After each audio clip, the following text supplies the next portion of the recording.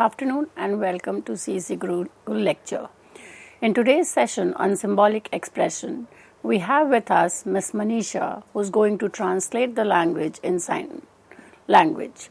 So today we are going to discuss an approach in sociology called symbolic interactionism. And to understand symbolic interactionism, we are looking at the work of Erving Goffman. Erving Goffman is an American sociologist who kind of makes us understand sociology at micro level. He gives us the dramaturgical approach to sociology. Dramaturgy means life is like a theater or life is a drama in which individuals are actors and the society is the script. So we act out our everyday life in terms of the meanings, the symbols, and understanding of social reality. Now we're going to understand the elements of dramaturgy. He is kind of given basically 6 elements, 6 fundamental dramaturgical elements. Now when we understand these elements, we will be able to understand what Goffman meant by symbolic interactionism. Number 1 is performance. Number 2 is teams. 3 is regions and region behavior. 4 discrepant roles. 5 communication out of character. And 6 art of impression management. Let us now look at each one of them separately. So when we come to performance, we need to first understand the difference between interaction and performance.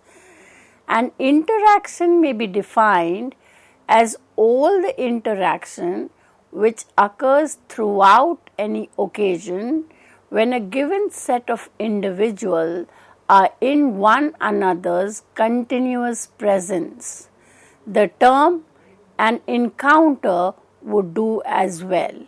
So you are in a presence of a physical self, another. So you have the self, another person, you have to have a situation and then some conversation which implies there is an interaction. What is performance?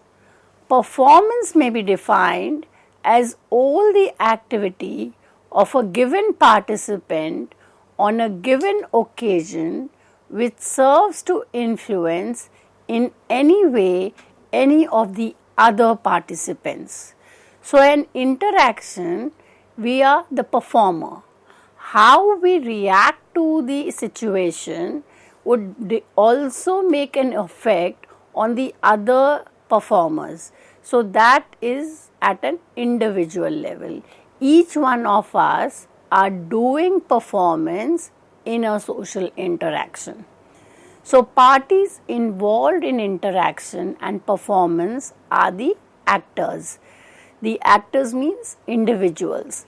The others who contribute to it would be say our friends, our colleagues. Somehow we kind of are connected. And co-participants. So there could be some people who would be kind of not involved in the interaction but contributing significantly. Then we also have observer and the most important, the audience. So every performance will have actors, co-participants, observer and audience. Now what are the stages of performance? First comes the setting of the front stage. The social front. Front means what is visible, is in front of us. Is a combination of traditional parts. Setting means that the stage has to be ready. Now for that, the actor has to change his or her appearance, the manner, and the decision about which front to be present that best fits. So we have to kind of decide how well we are going to perform. And how will we do that? By kind of creating a set or the setting suitable for that situation. The second is dramatic realization. During the performance, the actor must infuse signs that confirm and highlight facts that otherwise would not be obvious. So, when you are doing a performance, you will be using number of symbols, number of metaphors. Now, you have to make sure that the observer and the audience are making sense of your performance. So, you need to first kind of set across the meaning of what or the things that are involved in the performance. Now, the third is misrepresentation. Now, when there is a performance, there are high chances that the audience kind accepts the performance basis faith on expressive signs that are displayed. So, our performance may have multiple meaning. It could be one which is visible, some which cannot directly be portrayed. So, the audience, depending on his or her situation, will make sense of that. These very signs can then be used to manipulate the audience for things that have no basis in reality. Fourth, mystification. The key is to maintain a distance, keep restriction on contact, which results in sustained awe in the audience. So, you have to kind of keep your interaction live. So, if everything is known and we know what's happening in future, or we can predict what is happening, then life will become a little uninteresting. Therefore, every drama should have some amount of mystery. So, that will kind of keep the audience wanting to know what next. So, that's how we know that we as in society cannot in advance predict what's going to happen to us, or whether we will be successful in an examination or be able to achieve our dreams. That's the mystification. The second element is themes. Goffman talks about the need to go beyond the limited view of only looking at the expressive expression of the performer and individual, and look at interaction as a whole. So, one is in an interaction, an individual is there using some amount of verbal, non-verbal expression. But that's not all. In any interaction, there are other parts as well. So, when we look at it as a whole, it implies that we look at other members involved in an interaction. According to Goffman, every performance portrays the characteristics of the task, not just the performer. When going beyond individual social interaction and looking at social establishment, it is important to look at it as a whole. Goffman terms the collaboration of a set of individuals in staging a single routine as a performance team. Now, if we compare it to a theater, in any drama, you have different actors. There are different roles assigned to it. So, in society, any social interaction will have more than one individual. And when we take all of them, it will constitute a performance team. Goffman gives us two components of the performance team relationship. Number one, in a team performance, members are dependent on each other in the act. So, hence, every member is forced to rely on the good conduct and behavior of each other. So, here we see his functional interpretation, that there is a relation of interdependence, because if one is not dependent on the other, that there can be confusion or there could be kind of misperformance. Number 2, team members are bound together in a reciprocal bond which may or may not be organic and built through familiarity over time. So again, when we look into reality, interaction is always among people who know each other. Maybe members of the family, members of the same office place, or players. So have to be a familiarity. The team grows through experience and over time. So once that takes place, individuals starts developing a reciprocal relation among each other. When a team changes from one man to a whole group of people or establishment, reality becomes a thin party line where the collective tar takes precedence over individual for public portrayal. Now that is kind of evaluating the performance of the team. Now if the play is enacted out successfully, the credit is given to the entire team, not to an individual. Similarly, in society, when we function as an mutually interdependent group and we kind of are able to maintain the order of society, the credit is given to the entire community. Team performance in large social establishment with different groups belonging to different statuses usually align themselves into two groups depending on the position they occupy. And what are these two groups? The groups is performers and audience. Any social interaction, you will always see few people are performing and the others are part of the audience. Audience themselves are presenting a team performance. The director may give authority to bring into line anyone whose performance becomes unsuitable. The director may have to allocate a part in a performance. So when we are talking about theatre and the highest hierarchy is occupied by the director, so he or she is the one who gives direction to the performers. And if the performance is not up to the mark, the director has the authority to change the actor or kind of change the situation.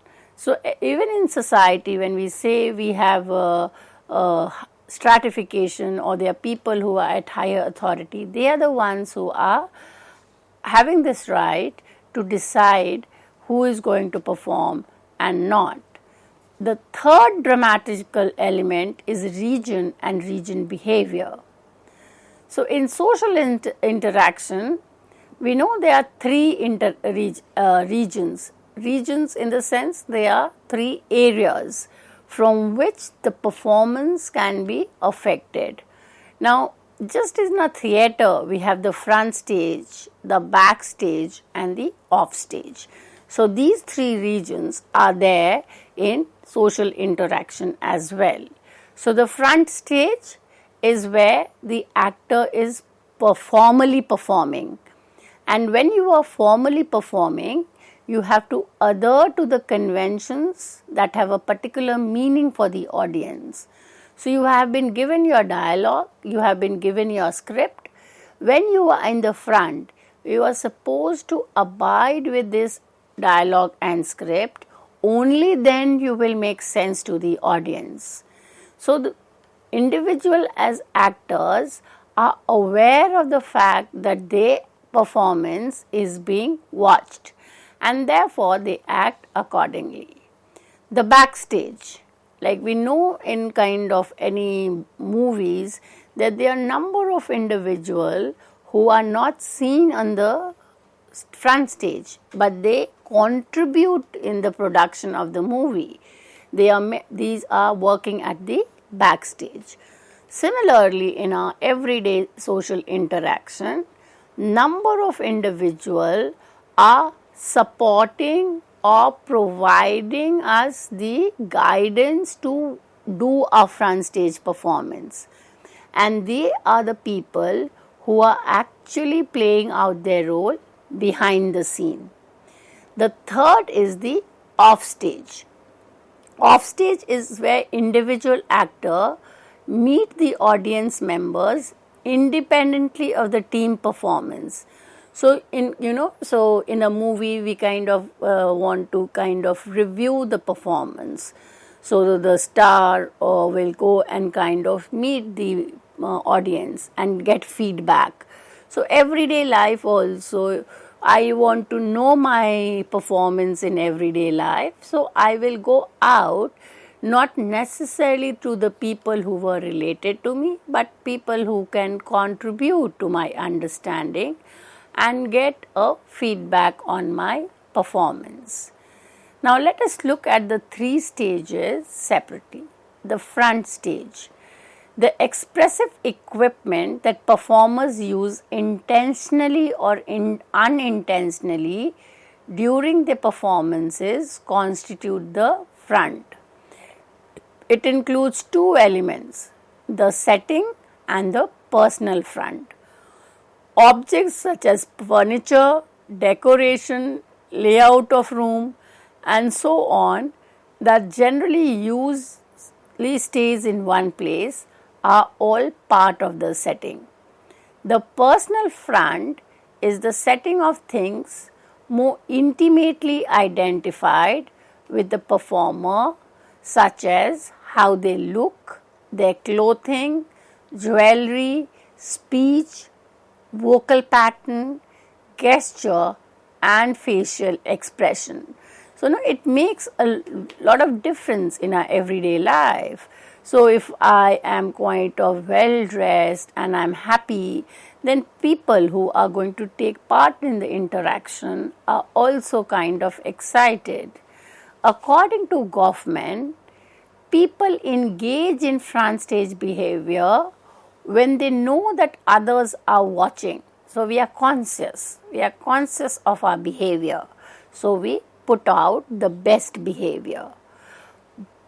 So front stage behavior represents internalized norms and expectation. The front or the mask is a standardized and transferable technique for the performer to control the manner in which the audience perceives him or her. So we are aware of the fact that people are watching us. So we put in our best behavior. We kind of tend to appease the crowd. But then when we at the back, we are a different person. He examined the front and back stage or regions of human action and interaction in a theatrical setting, using these as a way of illustrating how everyday social life can be considered as a theatrical setting. Goffman defines the front region of daily life as that of managing the individual's impression in dealing with other. That is, a large part of what individuals do in face-to-face encounter is impression management, ensuring that the image given to other in an encounter is consistent with the role or impression that the individual wishes to convey. So we have quite often heard that the first impression is the last impression. So when we try to kind of interact with individual, we always try to show the best in us. So we take on the front stage. The front is the expressive performance. It entails settings, which means physical and background item.